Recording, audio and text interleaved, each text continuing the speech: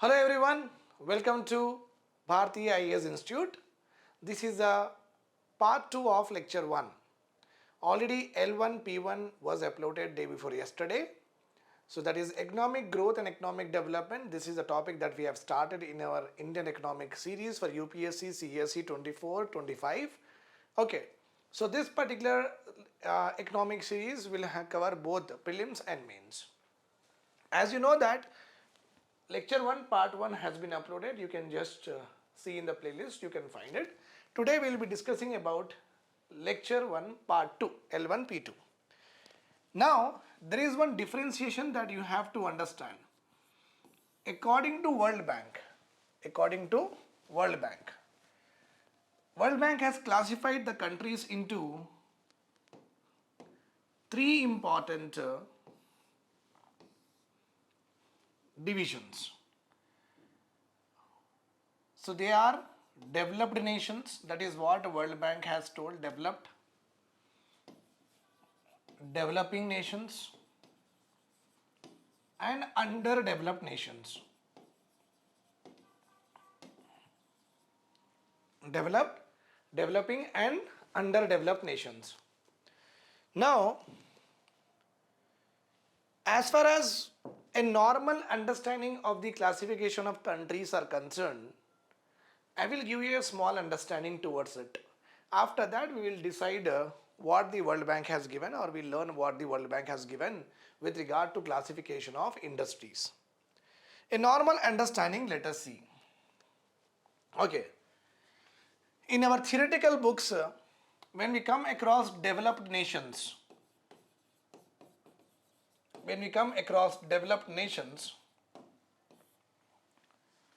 we talk about those nations which are having all the people in their country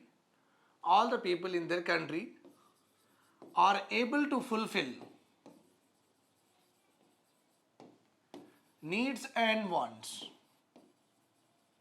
This is a minimum thing these countries will always achieve. Developed nations are those nations where all the people in their country are able to fulfill basic needs and wants. So in our mind we will get UK, USA, Russia, Japan, Germany, etc. so and so forth. Okay, this is one classification, one definition of developed nations.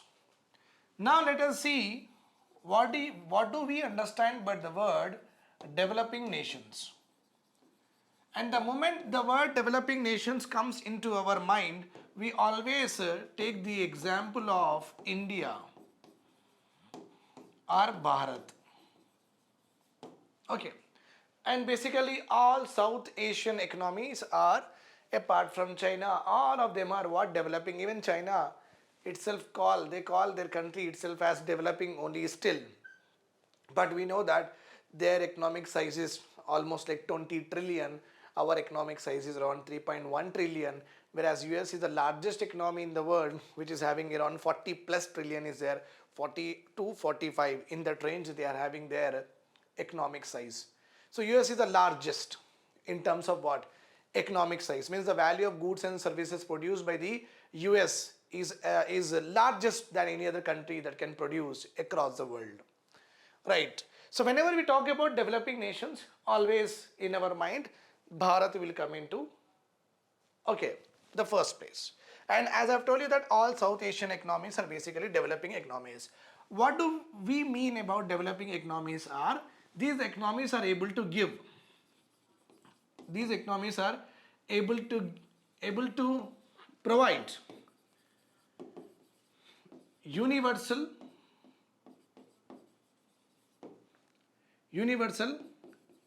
access to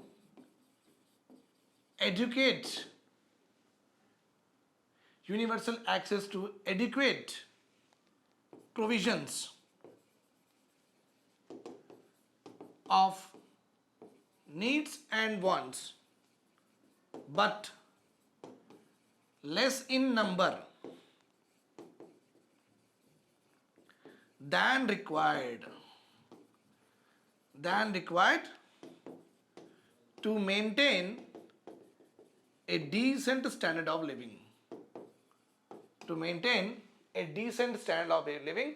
This is the definition of developing nations. Clearly, you can understand that developing nations are able to, developing nations are those nations where people are provided with universal access. Universal means everyone can able to access. Adequate means how much you want, that much. How much is required, that much. How much is standardized, that much. So everyone in our country is able to access adequate provisions of needs and wants, but less in number than required in order to maintain a decent standard of living. It means what? To live a decent standard of living, we require what? To live a decent standard of living, what do we require? So directly it will come into your mind that we require what? Food. Right or wrong? Then we say that, sir, we also require what? Shelter. Okay. Then we'll say that we also require what? Clothing. These are all needs or not? Yes. Then we say that we also require what? Electricity. That is also true. Then we say that we also require what? Transportation is a basic necessity, because you cannot expect me to walk miles and miles to cover one distance. Okay, that is not possible. So transportation is important. Communication is also important. Without TV, without internet, I cannot live. That is the basic necessities at this point of time. Okay, we also have what? Education, basic necessity, and health care services access. This is also what? Basic necessity. And another one is what? Livelihood opportunity, nothing but employment we are talking about. All these are, if you look at all these indicators, 1, 2, 3, 4, 5, 6, 7, 8, 9, these are the 9 indicators of minimum or a decent standard of living. 9 indicators. Now if you see UK, USA, Russia, they are very, very comfortable in all of these basic necessities and wants. Every individual, every citizen of these developed nations able to fulfill all these basic necessities. That's why we are calling that nations as developed nations. But when you come across developing nations, you can see that food is given to us or not, universal. We can access food. Every one of us is having able to access adequate amount of food in our daily life or not. Adequate quantity of calorie intake we are doing or not. Yes. Okay, so food the Bharat has given to all the Bharatiyans, right? Shelter is not given by Bharat to all the Bharatiyans. Clothing is given. You can come to Hyderabad and you can go to one of the any of the general market like Monda market, or you can go to Koti market. You can find a t-shirt of 50 rupees, a baby clothing, a frock of 70 rupees also. So clothing has been made very much affordable in our country. So India has provided to its people clothing also. Electricity still not provided to all the households. Transportation still not able to connect to each and every part of the country. Not possible. I want to go to Assam. In one of the village means I have to go to Bengal, then I have to go to Assam, then I have to take another bus. So direct connectivity is not there. So last mile LMC, last mile connectivity is absent, not yet provided everything. Communication, just move out of your city. If you are living in Hyderabad or Delhi or Mumbai, just go away from the city. As you are moving away from the city, so your network 4G will become 3G, 3G will become 2G, right or wrong? Yes. So communication is also not provided to each and nook and corner of our country. Okay, education has been given. Primary education has been provided by Bharat to the Bharatiyans. This is given. Health, Pradhan Mantri Garib Kalyan Yojana, and also the various state governments are also providing the healthcare services to the BPL population or the poor. So this is also provided by Bharat to the Bharatiyans. Employment is still not provided. Okay. It means what? In order to live a decent standard of living, in order to be called as a developed nations, each one of us should have all of these basic necessities. All of these basic necessities. But do we have all of these? No. That's why I have written how much is required. How much is required in number, that much is not provided. Few basic necessities are provided and few are not provided. That is why India is still called as what? Developing nations. The Bharat is still called as what? Developing nation. If in future the Bharat is able to provide all these basic necessity to all the Bharatiyans, then at that time we will be called as a developed nations. But at this point of time we are able to fulfill few basic necessities but not able to give all the basic necessities to all the population. Okay, so I guess you understood the difference. Okay, why do we call a developed nations, on what criteria, and the criteria to call a nation as developing nation is like this. Okay, underdeveloped nations are very easy to understand. Underdeveloped nations. Okay, underdeveloped nations are, who are the underdeveloped nations? The moment you come across this particular term, you will always, your brain will correlate with what? African countries or not? Yes. You always have African countries in your mind. You may take the example of Somalia. You may take the example of Mogadishu, okay, Ghana, and all these particular areas. Chad is there, Republic of Congo is there, okay. You also have Sudan is there. Many such countries are there in Africa which are called as underdeveloped nations. Underdeveloped nations are those nations which are not able to provide at least one basic necessities, okay, universal and adequate quantity to all the countrymen. Not able to provide even one. Even for the food also they will be eating from what? Okay, the fallen food they will be eating, uncooked rice they may be eating, electricity will not be there, still living in what? Mud houses. Means those nations where you do not see any standard of living among the population, then you call such nation as underdeveloped nations. Not even one basic necessity is fully provided to all the citizens of that particular country. That is why we call them as underdeveloped nations. I hope the biggest controversy or biggest confusion among the aspirants who are listening to me has been clear by understanding the terminologies of who is called as developed and who are called as developing and who are called as underdeveloped nations. Okay, this is one classification, a qualitative classification of what? Countries on the basis of basic necessities. Now, according to World Bank, as I have told you, the classification of industries goes, okay, this way. Okay, according to World Bank, underdeveloped nations are those nations, okay, which are having low per capita income, okay, this is one criteria, and not utilizing the resources properly.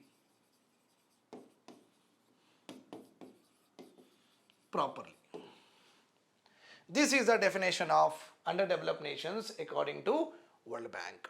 Low per capita income means per person earning is very less. When per person earning is very less in 5,000 or 6,000, what they will demand in the market?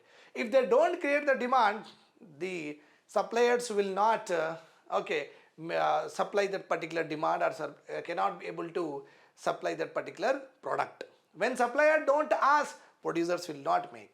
Okay, if the production capacity is not there, at least importers should bring, right? Importers should will also not bring. Why? Because if the importer, if the Sudan, okay, if the importer is there in Sudan and he want to import from India, okay, rice or wheat, something like that, the import cost, the price of the particular product, if you do all the transportation, etc., at what price he will sell the kg will be more than their income levels.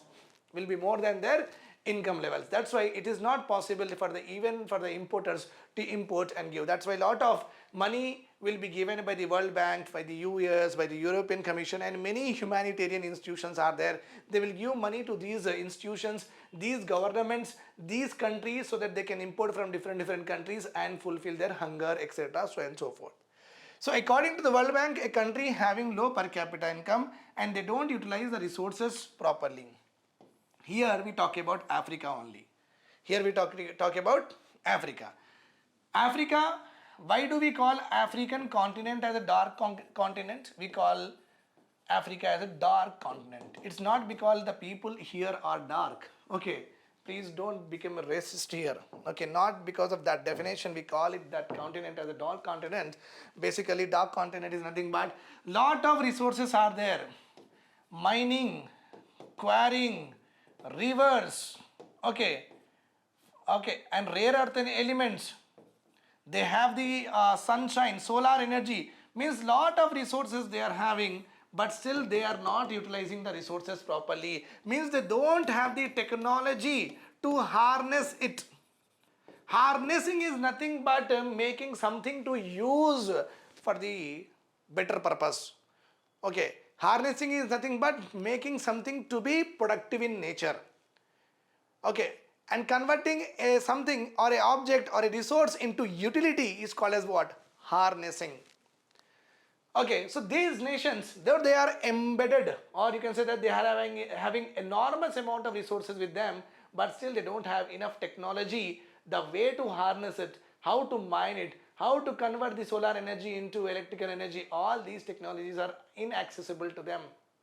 Okay, these nations who are having low per capita income and not utilizing the resources properly are called as what? Underdeveloped nations according to World Bank. Okay, fine. Then we also have one important economist is there. The economist is called as Professor Hansinger. Professor Hansinger. He compared the African countries as a giraffe. Okay, he compared these nations as giraffe. Why? Because they are so big, but still unable to be faster like tiger, mighty like lion. Why? Because they are unable to harness the resources properly. So they are giraffe, so huge, but still so naive. That is why they are called as giraffe. Okay. Now,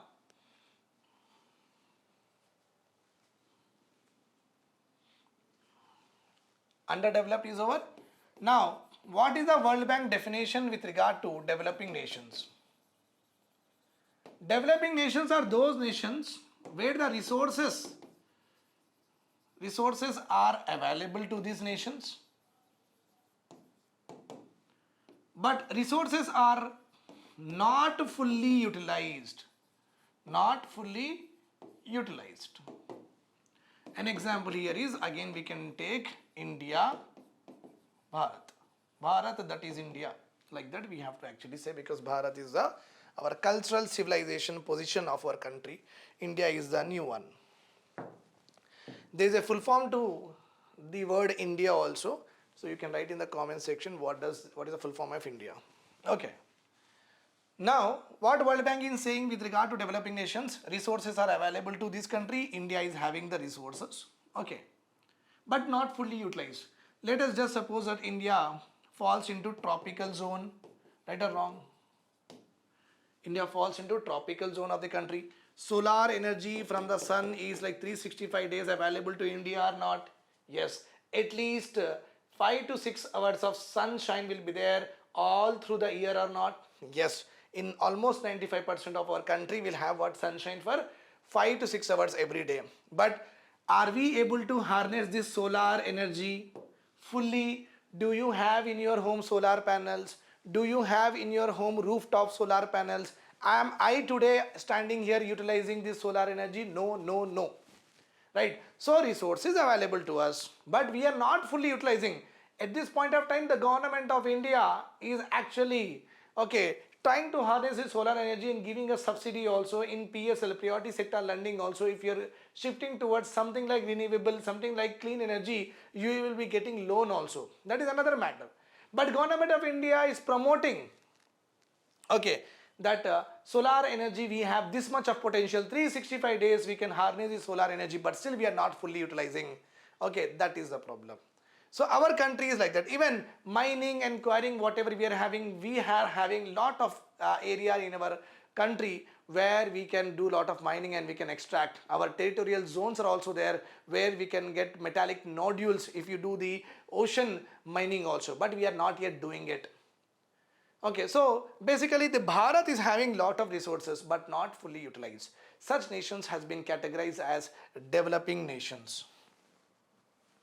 Okay, now we are having what? The last category, developed nations. Developed nations are those nations Okay, very commonly you can understand they will have high per capita income. Along with that, resources are fully utilized. So if you want me to make another important example here, apart from solar energy, India is also having lot of rivers are there. Yamuna is there, Mahanadi is there, Yamuna is there, Mahanadi is there. Okay, Narmada. Okay, Godavari, Krishna, okay, Kaveri, like that. But many of them are polluted. So are we utilizing the resource? No. Plus, interlinking of rivers project is being done. Why? Because many of the rivers in our country are having what surplus water and they are draining either in Bay of Bengal or in Arabian Sea. And there are many rivers which are getting what? Dried out during the summer. So interlinking of river project is what? So wherever the river is having surplus water, okay, that surplus water river will be connected to the river which is having what? Deficit water. So this is called as interlinking of what? Rivers. Ken and Betwa is the first project that has been approved under this interlinking of water projects. Ken and Betwa river project is the first project that has been approved for the interlinking purpose. Okay, now are we looking for optimization of utilization of resources or not? Yes, but still, are we harnessing it completely? No. So two examples I have given you. I guess that will be clear to you. So let us now go with developed nations. Very easy to understand. They will be having high per capita income and resources are fully utilized. In USA, UK, Germany, France, complete solar energy will be utilized. Complete rivers will be utilized. They don't do pollution. Everything will be very, very good in their particular country. That's why all the resources, whatever they are having, they are optimally utilizing. And now they are going towards the concept of what? Sustainability. Means utilize with sustainability. Utilize with sustainability. Right. This is the classification of World Bank. Okay. In the qualitative terms. We also have World Bank classification of nations with regard to quantitative terms.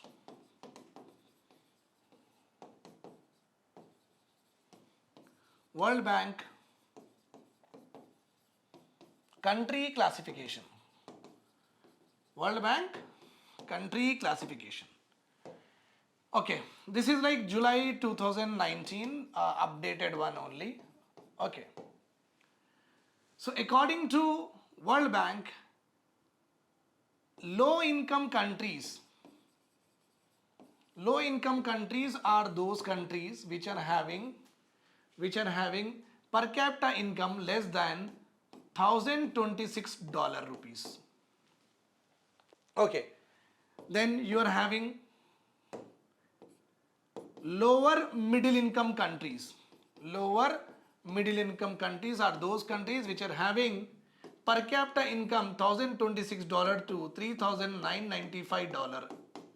I will tell you this, no need to worry. You have to just make a note like that only. Upper middle income countries will have the per capita income this much. Okay, $3,996 to $12,375. Okay, and high income countries are those countries which are having per capita income more than $12,375. Now, let us take the example of high income countries. Let's take the example of UK here. UK or US, whatever you take. So on an average, every person is earning around $12,375. Let us make this into what? Okay, let us round figure it, 12,000 rupees. $12,000 rupees. Let us have this understanding. Okay, so 12,000 into 100, you just do it. Then you need tens, 100,000, 2,000, lakh, 10 lakhs. Means every person on an average in US, every person on an average in US is earning minimum how much? 12 lakh rupees per year. 12 lakh rupees per year. Every individual on an average will earn in US, UK, Germany. But in India, okay, if you ask me, my like what I say is that income per year will be around 8 to 10 lakhs. Okay, and just imagine in your home, if any of your sibling is joined a IT company. Okay, so they have joined 30,000 rupees 30,000 rupees per month will be 12 threes are what? 36, 3,60,000. Okay, just imagine a point here, how much they are earning per person, 12 lakhs, and in our country 30,000 per month is a very good package. And if you talk about supermarket people, the people who are working in supermarket, the people who are working in saloons, the people who are working in entertainment theaters, the people who are working as a dancer, understand their salary levels will be less than 2 lakhs per year. So we are living at very less per capita income than these countries. Now you just imagine a person in this US, UK, okay, anybody, barber or anyone, minimum 12 lakh rupees per year they are earning. But how much we are earning? Very less.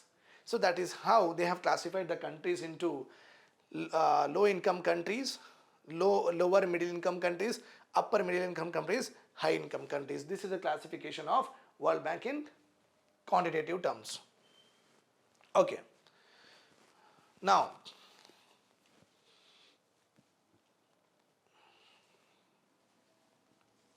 next one. Let us now understand what is the meaning of socio-economic development. Meaning of socio-economic development.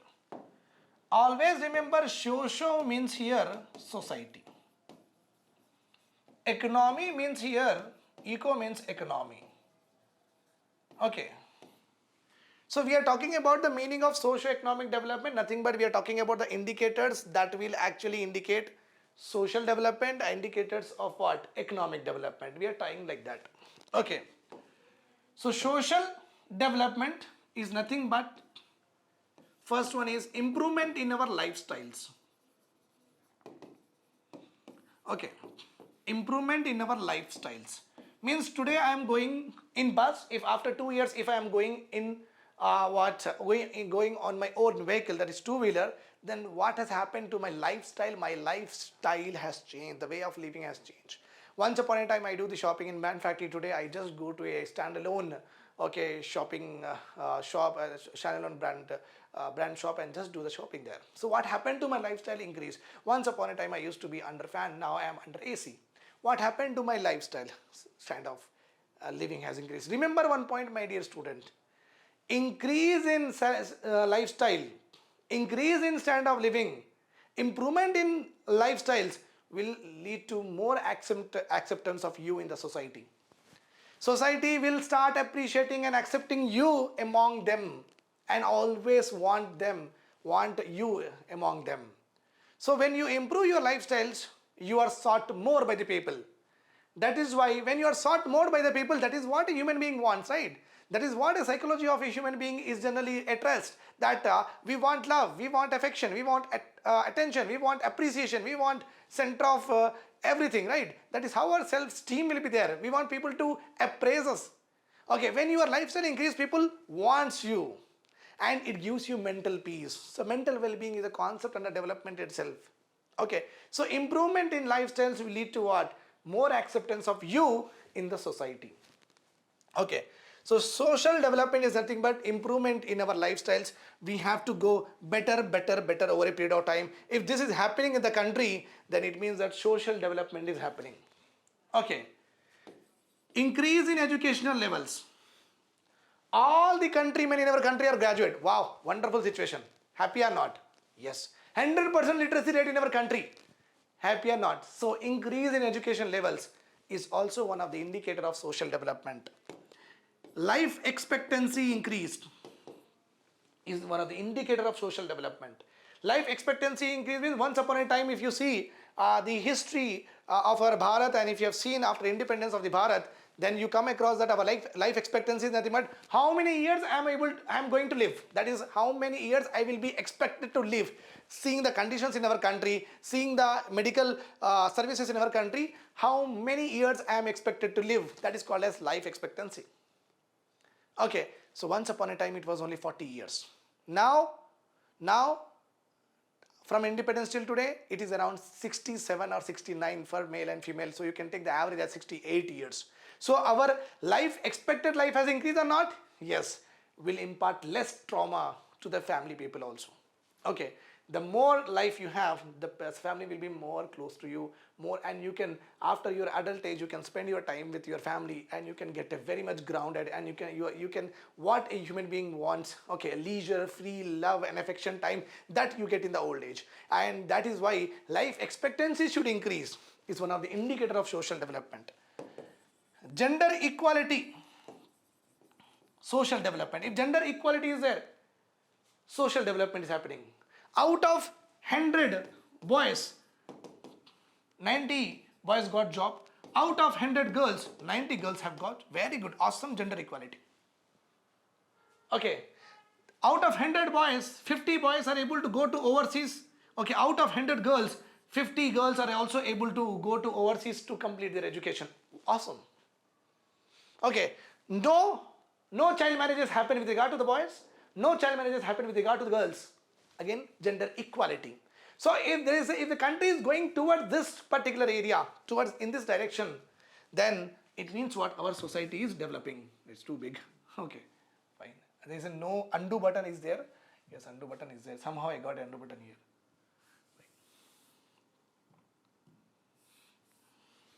Gender equality. And if a country is having more skilled population, okay, many of the people are having some or the other skills to get employed, then it means what? The society is developing. Social development is happening in our country. Okay, so skill is one of the reasons. This is called as social development. I can give many like that, but at this point of time, this is important and this is enough. Can be asked in the interview, can you please tell me some of the social development indicators? What you will tell, these are all you have to say. Okay. Now, let us see this particular area, economy. What is the meaning of economic development? Economic development is nothing but increase in productivity. Means in less resource, more production should happen. Okay, in 100 rupees, 10 pence you have bought, in the next 2, 3 or 4 years, 100 rupees, 20 pence you should produce. Like this. Productivity should increase. In 10 million acres of our India's land, okay, 350 million tons production happened. In the same 10 million acres, okay, instead of 350, we got 400 million tons. Productivity should increase. Okay. In this one annual year, we produce around like 2 crore items we have produced. Okay, after 4 or 5 years, in the same year, we produce 4 crore items. It means what? Our productivity has doubled. Okay, so increase in productivity. Increased level of organized sector. Many of the people, many of the companies are registered with the government. It is one of the indicators of economic development. Last mile connectivity, very, very important, because there won't be supply breakages, will not be there, there won't be inflation. People can able to get the, okay, all the provisions very, very easily at the cheaper rates. Okay, stable inflation, one of the important indicator. Optimum utilization of resources. Okay, then you can also add diversification of industries. Okay, R&D, increase in R&D, startups. These are all indicators of what? Economic development. I can write a lot, but at this point of time, this is enough. Okay. So meaning of socio-economic development, you understood. Socio-economic development refers to the qualitative changes that brings, okay, in the society and also in the economy. Okay, it could be explained in the following way. Okay, then you write about social development, all of this. Social development refers to the improvement in the indicators such as. Then you write, whereas the economic development, like that you have to start your answer in the general essay, and also you can write in the prelims and mains also. I guess this is very, very clear to you. I'll just move aside, you can see that. Okay, right. Now, as we are learning about economic growth and development, we are learning about economic growth and development. Till 1960s, my dear students, these two words are very much similar for all the countries, for all the economists, for all the policymakers, there is no difference between these two words. Everyone understood that growth means development, development means growth, development means growth, growth means development. In theory, in articles, in journals, in the oration of the economists also, in the political leaders, in the policy, etc., so on and so forth, for everyone, growth and economy, growth and development was almost synonym to each other. There is no difference. Okay. The first time it happened that Hicks and Sumter, okay, they made a key difference. They gave a key difference to what is called as economic growth and what is called as economic development. Okay. So Hicks and Sumter has emphasized that every country, whether it is Bharat or any other country, every country wants to achieve multi-dimensional change. Wants to achieve what? Multi-dimensional change. Means lot of changes, whatever we have written, no. Social, economic, development indicators we have written, no. If a country is going towards that particular developments, social and economic developments, if a country is going towards it, okay, and also multi-dimensional in cultural aspects also, like here, child marriages, derogatory practices against women, stopping that. Okay, men and women are paid same, equally, the wages equally, that cultural aspects, the way we treat the women here, the way we treat one particular section of the society, if we try to make everyone equal and try to make everyone what? Equal and see with no discriminatory or bias eyes, that is nothing but a change in cultural aspect. I have given social change, I have given economic change, just now I have told you what is the meaning of cultural change. If a country is going toward these multi-dimensional changes, then it is called as development. That is what he has told. Hicks and Sumter, they have told that a country always want to achieve a multi-dimensional change in society, in economy and also cultural. When this happens, then it is called as what? Development. Okay, that is how he told that, okay, growth and development are different. That is what he told. Growth definition was anyhow very clear. Increase in national income is called as growth. But he said that is fine. Now I will differentiate what is the meaning of development. Then he has given this particular definition. Getting my point here? Yes. Okay. These are all very important to write in the journal essay, my dear students. If you don't quote the author's name when you are writing the journal essay or when you are writing something in the mains examination, if you don't quote it, no, obviously your answer will not be more articulated. Will not have more quality. But if you add these kind of things, no, it will get weightage. Okay. The next one, according to Madison, what does he told about this growth and development? He told that increase income levels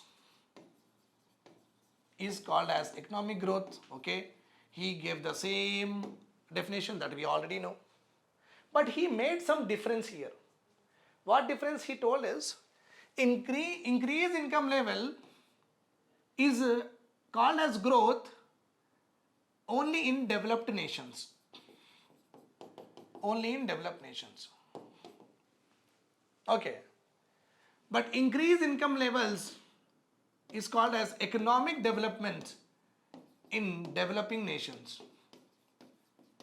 In developing nations. So he made a very good clear-cut distinction about, okay, national income. If the national income is increasing, the developed nations like UK, US, Germany, France, Russia, they always see that whether our economy is growing or not. Have we growth rate percentage is how much? GDP has grown how much? What is our economic size? So they always have this understanding that growth, because all the people in their country has been given what? All the basic necessities. Right or wrong? All the basic necessities. That's why they need to only consider what? Okay, numerical terms for their growth purpose. That's why growth is more relative term to what?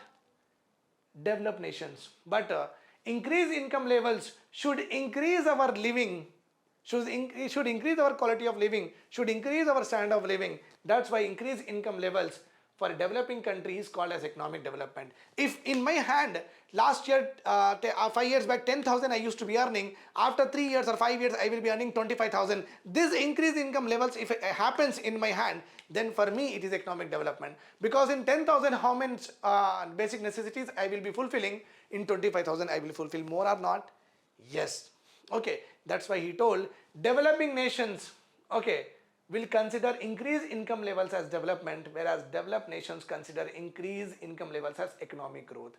Okay, this is what he told. Okay, then according to Lewis, he told that growth and development are synonymous. So he was in the understanding that if the growth does not translate into development, it is not at all called as growth. That is what he said. If in my family, if my income is increasing, if from 50,000 my salary is increased to 75,000, but still I am not able to improve my lifestyle, then how does it call as growth? Increase in growth, increase in income should translate into my development or not? Yes, with the help of my salary, previous salary, I was able to fulfill food, clothing, shelter, education, health needs. With the increase in salary, I should give transportation to all of my family persons, recharge card, that is communication, OTTs, okay, subscription, etc. I have to give or not? Yes. So increase income should translate to increase wider benefits or not? Yes. Okay, if you are not doing that, then it is not called as growth. That is what his assumption was there. So according to Lewis, growth and development are synonymous and should complement each other. Okay, right.